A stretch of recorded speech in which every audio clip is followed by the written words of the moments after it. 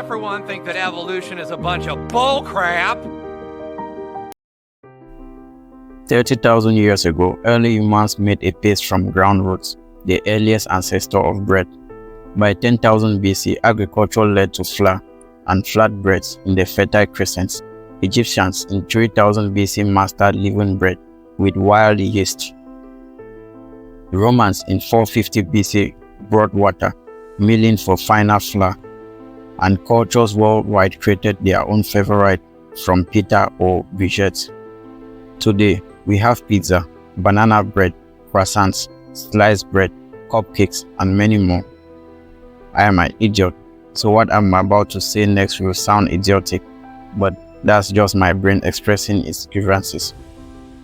And I welcome every form of criticism, corrections, or contradictions, even from the late Charles Darwin himself, if he can.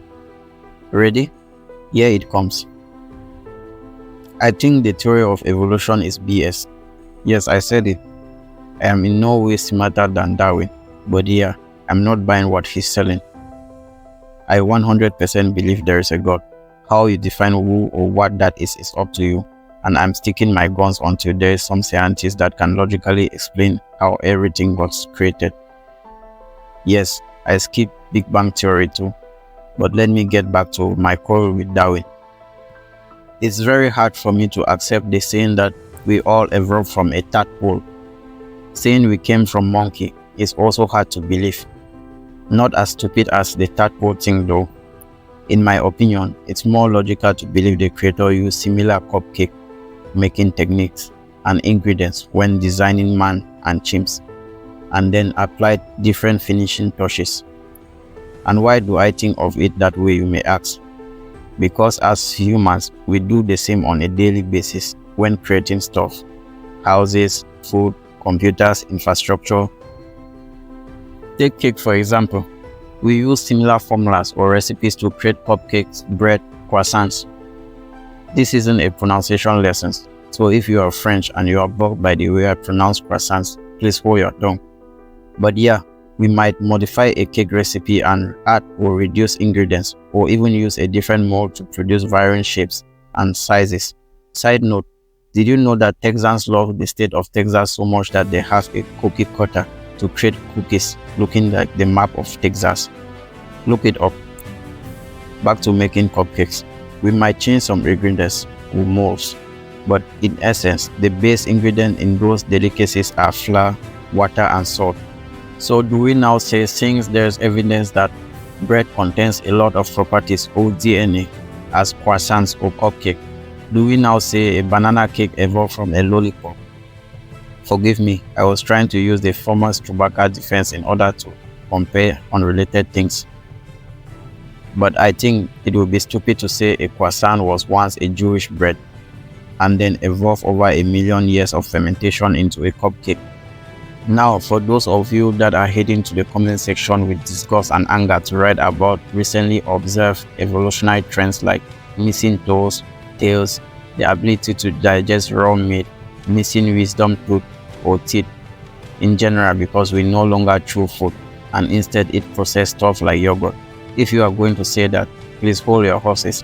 It is true that some human features are disappearing or evolving, like the missing tendon on the forearm that was supposedly used by our ancestors to climb trees.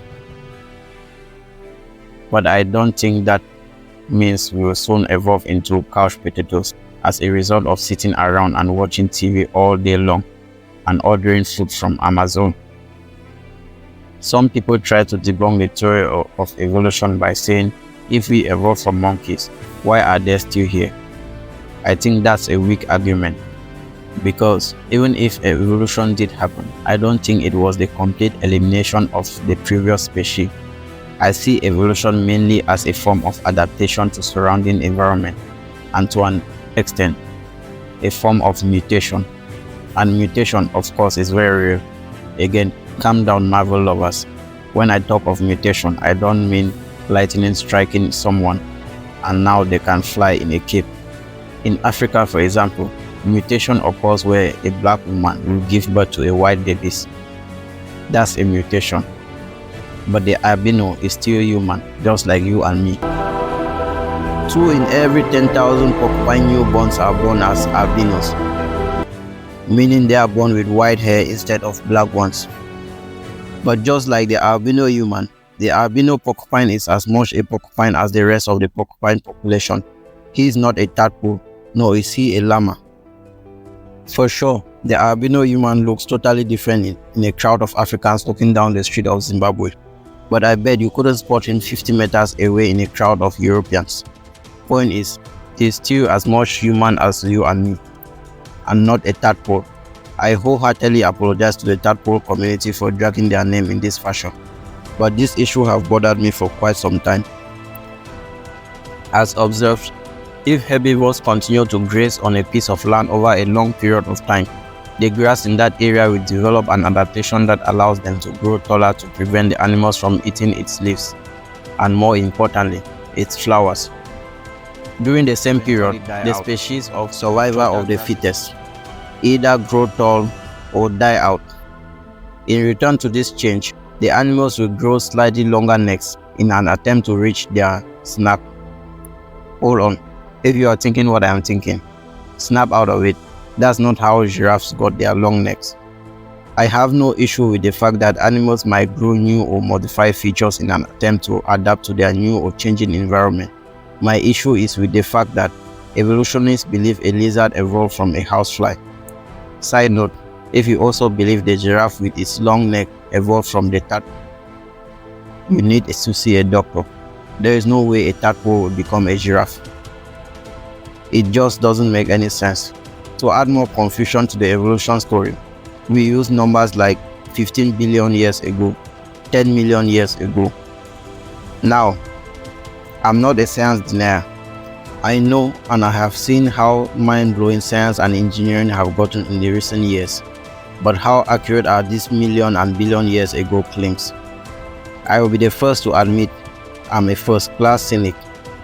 Not necessarily because I am stupid, which I am, but I am a cynic because of all the stuff we have seen our government and science communities plan or fake.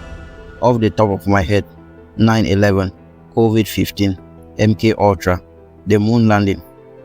And during the COVID-10 pandemic, the science community, including most health officials, proved all but one thing, that whoever is funding a scientific research decides the narrative of the research findings.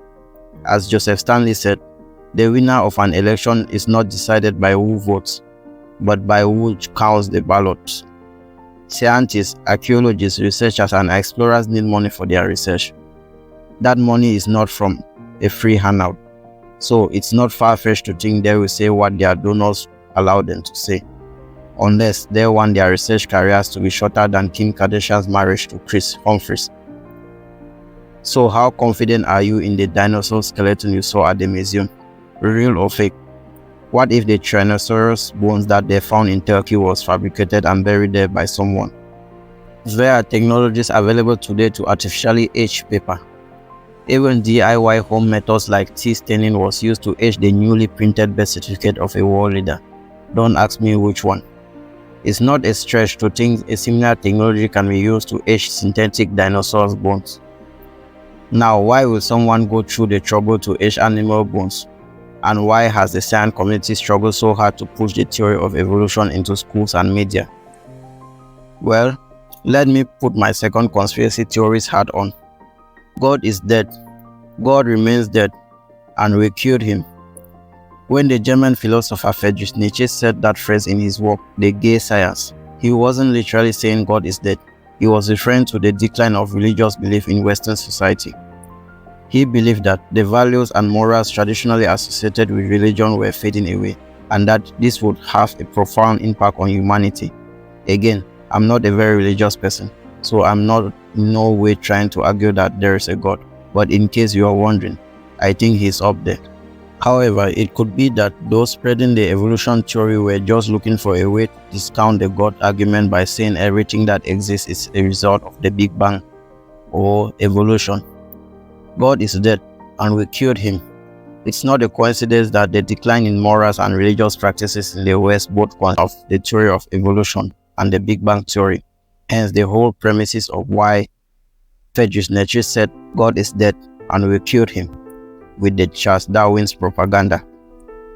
So far, the only noticeable changes we have seen in humans and even animals is the slow elimination or addition of some minor body parts or organs, and I admit it is indeed a very short time frame for any drastic evolutionary change to occur. But there is no logical evidence of a full transition from an Australian lizard to a full-blown dolphin. It doesn't matter the amount of time you give the lizard and its descendants. They are not becoming dolphins anytime soon. However, it's been noticed that some species have grown slightly smaller in size in recent years, while other species like the American adult have grown significantly larger in recent years to the point where we now require mobility scooters in our malls to accommodate them. Even as large and tall and obese as this American species have become, I don't think they will be evolving into a 40-ton or 15-meter tall blue whale anytime soon. I might be wrong. What do you have to say about this, Mr. Darwin? Should I take my meds now? Thanks for watching. Please like, share, subscribe, and most importantly, do not forget to share your thoughts in the comment section. I can't afford a shrink, so I'm counting on your thoughts and opinion to help me figure this one out. Cheers.